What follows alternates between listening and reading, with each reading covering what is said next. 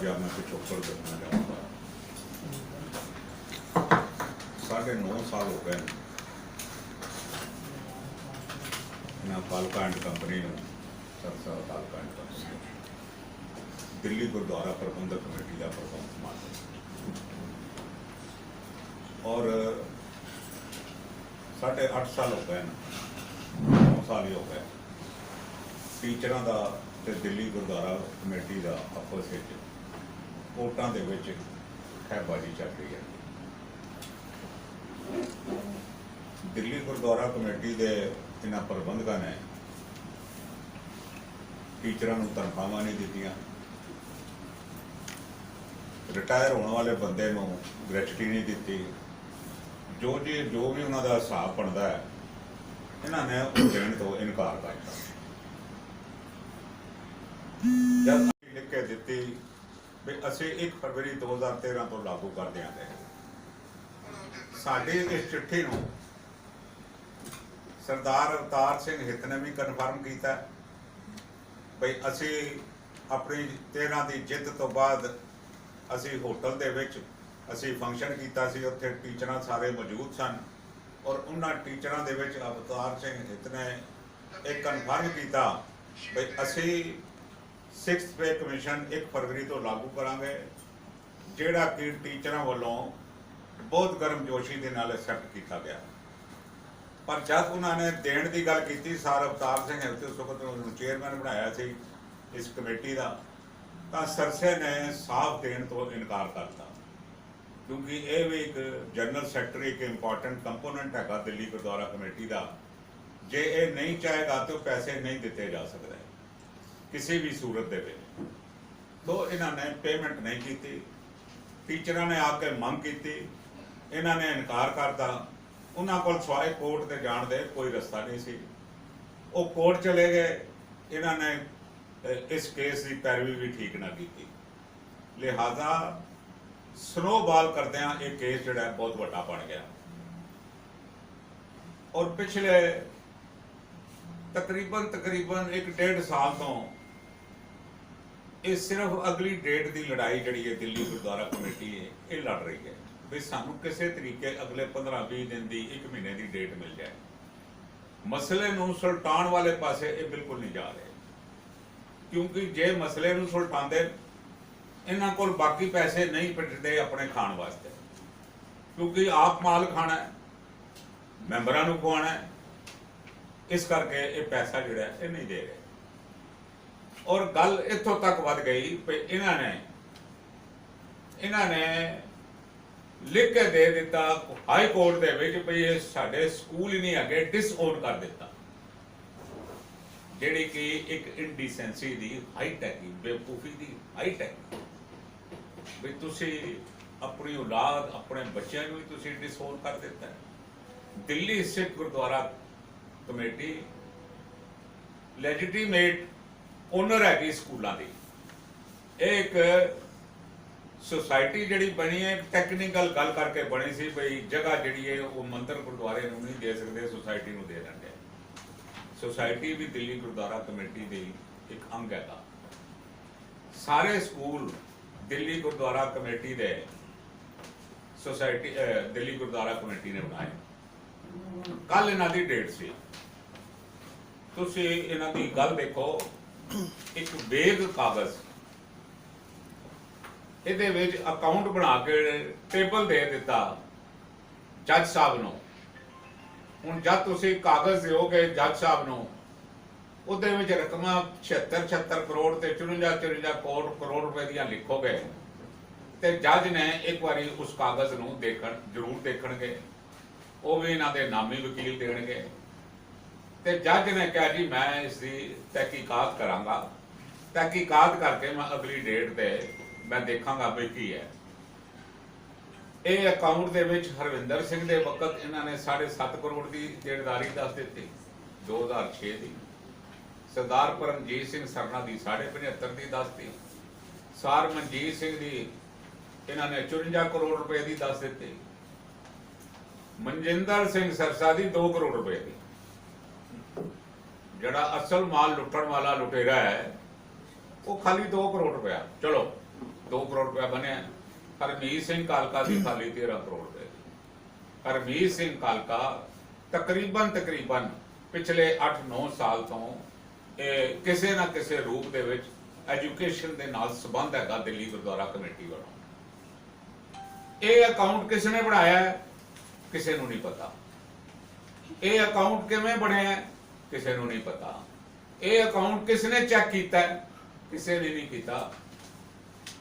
इसकी ऑथेंटिकेशन किस तरह होएगी किसी नूं नहीं पता। यह एक परजरी का मामला बनता है। एक कोर्ट दे विच गलत बयानी करनी लिखती देना एक परजरी का मामला है। इन्हां दे उपर परजरी के केस जिहड़े ने रजिस्टर होके सख्त एक्शन जिहड़ा असीं कोर्ट नूं बेनती करांगे लैना चाहिए। और ये ना समझण भी अज बड़े बहादुर बन गए प्रैस कॉन्फ्रेंस करके असीं जी बस कोर्ट दे विच उन्होंने इसे गल ते खुश हो रहे हैं भाई कोर्ट ने हरविंदर सिंह सरना ते परमजीत सिंह सरना ते मनजीत सिंह नूं बुला लिया है। बुला लिया है कीता की हैगा असीं कोई माल लै गया 53 करोड़ रुपया एजुकेशन इंस्टीट्यूशन का सरदार परमजीत सिंह ने जब ऑफिस डिमिट किया है वो छड़ के गए। 70 करोड़ रुपया गुरुद्वारा कमेटी दे छड़ गए।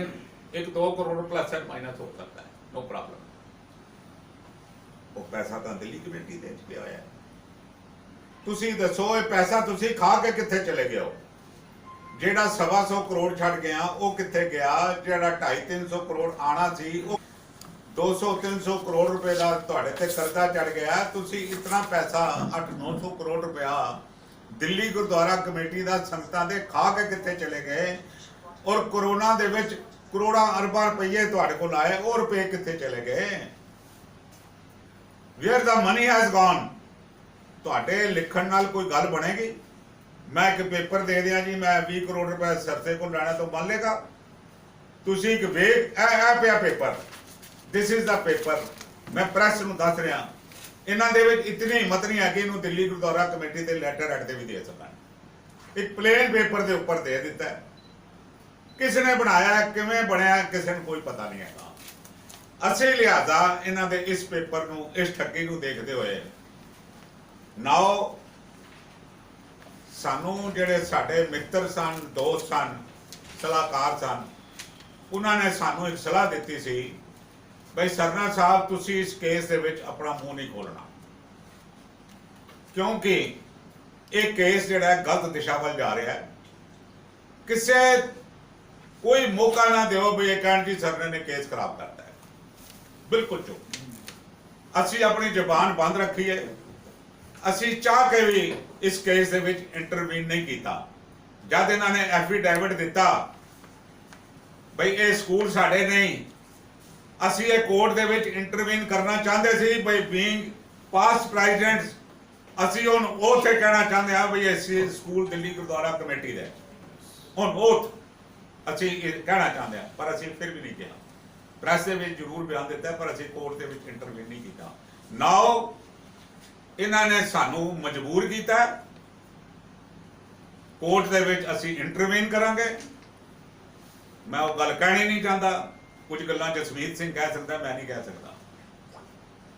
और we will see to it भी ये अपनी आखरत ताबूत दी किल किवें ठुकदी है इन्हां दे कफन ते वो इन्हां नूं जरूर दसांगे। असी 100% दसांगे भाई तुसी नाले चोरी ते नाले सीना चोरी। मैं सुनिया सी पर आज मैं देख रहा एक कल के होरी दसणगे सानू 9 साल बाद चिट्ठियां देणगे भी परमजीत सिंह दे वक्त इतने देने सन। 9 साल चुप क्यों बैठे। Why you kept quite. यह मसला तो अज सन 14-15 का जा रहा है। इन्होंने जज नूं कहा जी ये कोविड करके असीं पैसे नहीं दे सकते। उन्होंने कहा डोंट टेल मी। तुहाडा मसला तो 2014-15 तो चल रहा है। कोविड आया 19 दे विच तुसीं ते मसला जिहड़ा सुलटा ही नहीं रहे पैसा दे ही नहीं रहे। इन्हां नूं पैसा जिहड़ा हुण देना पैना है। सानू सबन करन या ना करन कोर्ट का आर्डर हैगा पैसा दिओ वो पैसा इन्हां नूं देना पैना है। ਪੈਸਾ ਦਿਓ। ਹਾਲਾਂਕਿ ਸਾਨੂੰ ਪਤਾ ਹੈ ਵੀ ਦਿੱਲੀ ਦੇ ਅਮੀਰ ਸਿੱਖਾਂ ਕੋਲ ਇਹ ਭੀਖ ਮੰਗਣ ਜਾ ਰਹੇ ਨੇ। ਕਿੰਨੀ ਸ਼ਰਮ ਦੀ ਗੱਲ ਹੈ। ਦਿੱਲੀ ਸਿੱਖ ਗੁਰਦੁਆਰਾ ਕਮੇਟੀ ਦਾ ਪ੍ਰਧਾਨ, ਜਿਹੜਾ ਕਿ ਇਸ ਕਾਬਲ ਹੁੰਦਾ ਸੀ ਵੀ ਜਿਹੜਾ ਵੀ ਲੋੜਵੰਦ ਇਸ ਕੋਲ ਆਏ ਉਸ ਨੂੰ ਉਹਦੀ ਮਦਦ ਕਰਦਾ ਸੀ। ਕੋਈ ਸੰਸਥਾ ਹੈ, ਕੋਈ ਬੰਦਾ ਹੈ, ਅੱਜ ਉਹੀ ਦਿੱਲੀ ਸਿੱਖ ਗੁਰਦੁਆਰਾ ਕਮੇਟੀ ਦਾ ਪ੍ਰਧਾਨ ਕਟੋਰਾ ਲੈ ਕੇ ਦਿੱਲੀ ਦੇ ਅਮੀਰ ਸਿੱਖਾਂ ਦੇ ਘਰਾਂ ਵਿੱਚ ਮਿੰਨਤਾਂ ਕਰਨ ਜਾ ਰਿਹਾ, ਕੋਈ ਸਾਨੂੰ ਦੇ ਦਿਓ। ਪਰ ਦੇਣ ਕਿਤਨਾ? ਸਵਾਲ ਤੇ ਹੈਗਾ, ਜਿਨ੍ਹਾਂ ਦੇ ਘਰਾਂ ਜਾਂਦੇ ਨੇ ਉਹ ਕਹਿੰਦੇ ਨੇ ਅਸੀਂ ਕਿਤਨਾ ਦਈਏ। ਤੁਹਾਡਾ ਪਾੜਾ ਤੇ ਹੈਗਾ 350 ਕਰੋੜ ਰੁਪਏ ਦਾ, 350 ਕਰੋੜ ਰੁਪਏ ਕੌਣ ਦੇਗਾ? ਅੱਜ ਇਹਨਾਂ ਦੀ ਮਿਸਮੈਨੇਜਮੈਂਟ ਹੈ, ਇਹਨਾਂ ਦੀ ਬੇਈਮਾਨੀ ਨੇ, ਇਹਨਾਂ ਦੀ ਚੋਰੀ ਚਕਾਰੀ ਨੇ ਦਿੱਲੀ ਸਿੱਖ ਗੁਰਦੁਆਰਾ ਕਮੇਟੀ ਨੂੰ ਇਸ ਧਰਾਤਲ ਤੇ ਲਿਆ ਕੇ ਖੜਾ ਕੀਤਾ ਹੈ। ਕਿਵੇਂ ਉੱਠੇਗੀ, ਕਿਵੇਂ ਸਰਵਾਈਵ ਕਰੇਗੀ? It is $1 million question. ਅਸੀਂ ਤਾਂ ਕਹਿੰਦੇ ਹਾਂ ਗੁਰੂ ਮਹਾਰਾਜ ਆਪ ਬਖਸ਼ਿਸ਼ ਕਰੇਗਾ, ਮੈਂ ਤਾਂ ਕਹਿੰਦਾ ਬਖਸ਼ਿਸ਼ ਕਰੇ। ਪਰ ਗੁਰੂ ਨੂੰ ਇਹ ਵੀ ਅਰਦਾਸ ਕਰਦੇ ਹਾਂ, ਸੱਚੇ ਪਾਤਸ਼ਾਹ ਇਹਨਾਂ ਚੋਰਾਂ ਦੇ ਨਾਂ ਉਜਾਗਰ ਕਰਕੇ ਇਹਨਾਂ ਨੂੰ ਆਖਰੀ ਮੁਕਾਮ ਤੱਕ ਪਹੁੰਚਾਉਣਾ। ਅਸੀਂ ਵੀ ਤੇਰੇ ਅੱਗੇ ਅਰਦਾਸ ਕਰਦੇ ਹਾਂ। ਬਹੁਤ ਹੋ ਚੁੱਕਾ ਹੈ। ਕਿਸੇ ਨੇ ਕੋਈ ਸਵਾਲ ਪੁੱਛਣਾ ਹੋਵੇ? ਕੋਰਟ ਵਿੱਚ ਤੁਸੀਂ ਕਿਹਾ ਲੈਟਰ ਐਡ ਤੇ ਨਹੀਂ ਦਿੱਤਾ, ਕੋਰਟ ਵਿੱਚ ਤਾਂ ਵਕੀਲ ਐਵੇਂ ਹੀ ਪੇਸ਼ ਕਰਦੇ ਨੇ। ਤੇ ਦੂਜੀ ਗੱਲ ਤੁਸੀਂ ਕਿਹਾ ਫਰਜ਼ੀ ਹੈਗਾ, ਤੇ ਵੈਸੇ ਜਿਹੜਾ ਇਹਨਾਂ ਨੇ ਅਮਾਉਂਟ ਲਿਖਿਆ ਤੁਹਾਡੇ ਵੇਲੇ ਕਿੰਨਾ ਬੰਦਾ ਸੀ ਸਰਨਾ ਸਾਹਿਬ ਵੇਲੇ, ਤੁਹਾਡੇ ਵੇਲੇ? ਇੱਕ ਸੈਕਿੰਡ ਦਿਓ। ਇਹਦੇ ਚ ਛੋਟੀ ਜਿਹੀ ਦੋ ਗੱਲਾਂ ਮੈਂ ਕਰਨੀਆਂ ਚਾਹਾਂਗਾ, ਟੂ ਦੀ ਪੁਆਇੰਟ। ਪਹਿਲੀ ਗੱਲ ਤੇ ਜਿਹੜਾ ਕੱਲ ਕੋਰਟ ਦਾ ਆਰਡਰ ਆਇਆ ਜਿਹਦੇ ਚ ਹਰਵਿੰਦਰ ਸਿੰਘ ਸਰਨਾ ਔਰ ਪਰਮਜੀਤ ਸਿੰਘ ਸਰਨਾ ਨੂੰ ਇਹਨਾਂ ਨੇ ਕਿਹਾ ਕਿ ਨੋਟਿਸ ਹੋਇਆ ਤੇ ਉਹਨੂੰ ਅਗਲੀ ਡੇਟ ਦੇ ਉੱਤੇ ਬੁਲਾਇਆ 25 ਜੁਲਾਈ ਦੇ ਉੱਤੇ, ਤੇ ਉਹਦੇ 'ਚ ਬੜੀ ਖੁਸ਼ ਹੋ ਗਿਆ। ਅੱਜ ਪ੍ਰੈਸ ਕਾਨਫਰੰਸ ਹਰਮੀਤ ਸਿੰਘ ਕਾਲਕਾ ਵੱਲੋਂ ਸੱਦੀ ਜਾ ਰਹੀ ਹੈ। ਮੈਂ ਉਹਦੇ ਸਿਰਫ ਇੰਨਾ ਹੀ ਕਹਿਣਾ ਚਾਹੁੰਦਾ, ਉਸ ਪ੍ਰੈਸ ਕਾਨਫਰੰਸ ਦੇਖ ਕੇ ਇੰਝ ਲੱਗ ਰਿਹਾ ਸੀ ਕਿ ਚਸ਼ਮਦੀਦ ਅੰਧਾ ਬਣਾ, ਬਹਿਰਾ ਸੁਨੇ ਦਲੀਲ, ਝੂਠੋ ਕਾ ਹੈ ਦਬਦਬਾ ਔਰ ਸੱਚੋ ਉਹ ਕਰ ਰਹੇ ਜਲੀਲ। ਪਹਿਲੀ ਗੱਲ, ਇਹ ਜਿਹੜਾ ਆਰਡਰ ਆਇਆ ਨਾ, ਇਹ ਟੋਟਲ ਕੋਰਟ ਨੂੰ ਮਿਸਲੀਡ ਕਰਕੇ ਆਇਆ। ਇਸ ਤੋਂ ਪਿਛਲੀ ਜਿਹੜੀ ਡੇਟ ਸੀ ਉਹ ਸੀਗੀ 24/5/2022। ਉਸ ਆਰਡਰ ਦੇ ਵਿੱਚ 24/5/2022 ਨੂੰ ਜਿਹੜਾ ਆਰਡਰ ਹੋਇਆ ਸੀ ਉਹਦੇ ਵਿੱਚ ਕੋਰਟ ਨੇ ਇਹਨਾਂ ਕੋਲ 2014 ਤੋਂ ਸਭ ਕੁਝ ਮੰਗਿਆ ਸੀ, 2006 ਤੋਂ ਨਹੀਂ ਮੰਗਿਆ ਸੀ। ਪਹਿਲੀ ਇਹ ਕੋਰਟ ਦਾ ਆਰਡਰ ਹੈ ਜਿਹਦੇ ਚੋਂ 2014 ਤੋਂ ਸਾਰਾ ਰਿਕਾਰਡ ਮੰਗਿਆ ਸੀ। ਲੇਕਿਨ ਚੂੰਕਿ ਇਹਨਾਂ ਨੇ ਕੋਰਟ ਨੂੰ ਮਿਸਲੀਡ ਕਰਨਾ ਹੈ, ਕੋਰਟ ਨੂੰ ਭਰਮਾਣਾ ਸੀ ਕਿਸੇ ਵੀ ਤਰੀਕੇ, ਤੇ ਇਹਨਾਂ ਨੇ ਆਪਣੀ ਜਿਹੜੀ ਸੋਸਾਇਟੀ ਹੈ ਗੁਰੂ ਹਰਕ੍ਰਿਸ਼ਨ ਪਬਲਿਕ ਸਕੂਲ ਦੀ ਸੋਸਾਇਟੀ, ਉਹਦੀ ਜਿਹੜੀ ਜਨਰਲ ਸੈਕਟਰੀ ਜਿਹੜਾ ਪ੍ਰੇਮ ਕਾਗਜ਼ ਦੀ ਹੁਣੇ ਹਰਵਿੰਦਰ ਸਿੰਘ ਸਰਨਾ ਜੀ ਨੇ ਗੱਲ ਕੀਤੀ, ਉਸ ਨੂੰ ਦਾਅ ਤੇ ਲਗਾ ਦਿੱਤਾ। ਜਨਰਲ ਸੈਕਟਰੀ ਮਨਦੀਪ ਕੌਰ ਕੋਲੋਂ ਸੋਸਾਇਟੀ ਦੀ ਜਿਹੜੀ ਹੈਗੀ ਉਹਦੇ ਕੋਲ ਸਾਰਾ ਐਫੀਡੇਵਿਟ, ਪੂਰਾ ਸਾਰੇ ਕੱਚੇ ਪੇਪਰ ਉਹਦੇ ਕੋਲ ਸਬਮਿਟ ਕਰਾ ਦਿੱਤੇ ਕਿ 2006 ਤੋਂ ਦੇ ਦੇ, ਤੇ ਉੱਥੇ ਜਾ ਕੇ ਅਸੀਂ ਗੱਲ ਸ਼ੁਰੂ ਕਰਾਂਗੇ 2006 ਤੋਂ। ਹੁਣ ਮੈਂ ਗੱਲ ਕਰਦਾ S6 ਪੇ ਦੇਣਾ ਆਇਆ ਕਦੋਂ? 2009 ਚ। ਤੇ ਹਰਵਿੰਦਰ ਸਿੰਘ ਸਰਨਾ ਜੀ ਪ੍ਰੈਜ਼ੀਡੈਂਟ ਕਦੋਂ ਸੀ? 2005 ਤੋਂ 7 ਵਿੱਚ। 2009 ਚ ਜਿਹੜਾ ਨੋਟੀਫਿਕੇਸ਼ਨ ਆ ਜਾਏਗਾ, ਇਹਨਾਂ ਨੂੰ 2007 ਚ ਸੁਪਨਾ ਆ ਜਾਏਗਾ ਕਿ ਮੈਂ ਦੇਵਾਂ ਕਿ ਨਾ ਦੇਵਾਂ। ਇਹਨਾਂ ਦੇ ਟਾਈਮ ਤੋਂ ਨੋਟੀਫਿਕੇਸ਼ਨ ਨਹੀਂ ਆਇਆ। ਨੋਟੀਫਿਕੇਸ਼ਨ ਆ ਰਿਹਾ ਸਰਕਾਰ ਦਾ 2009 ਚ, ਉਹਦੇ ਚ ਇਹ ਕਿਹਾ ਜਾ ਰਿਹਾ ਕਿ 2006 ਤੋਂ ਦੇਣਾ ਹੈ। ਜਿਵੇਂ 2017 ਦੇ ਵਿੱਚ 7th ਪੇ ਆਇਆ, ਉਹਦੇ ਚ ਕਿਹਾ ਗਿਆ ਕਿ 2016 ਤੋਂ ਦੇਣਾ ਹੈ। ਮੇਰੀ ਗੱਲ ਸਮਝ ਰਹੇ ਹੋ? ਇਹ ਪ੍ਰਧਾਨ ਸੀ ਪਰ ਉਸ ਟਾਈਮ ਸਰਕਾਰ ਵੱਲੋਂ ਕੋਈ ਨੋਟੀਫਿਕੇਸ਼ਨ ਨਹੀਂ ਆਇਆ ਸੀ 6 ਪੇ ਦਾ ਦੇਣ ਦਾ, ਇਸ ਕਰਕੇ ਇਹਨਾਂ ਨੂੰ ਤਾਂ ਬੁਲਾਇਆ ਹੀ ਨਹੀਂ ਜਾ ਸਕਦਾ।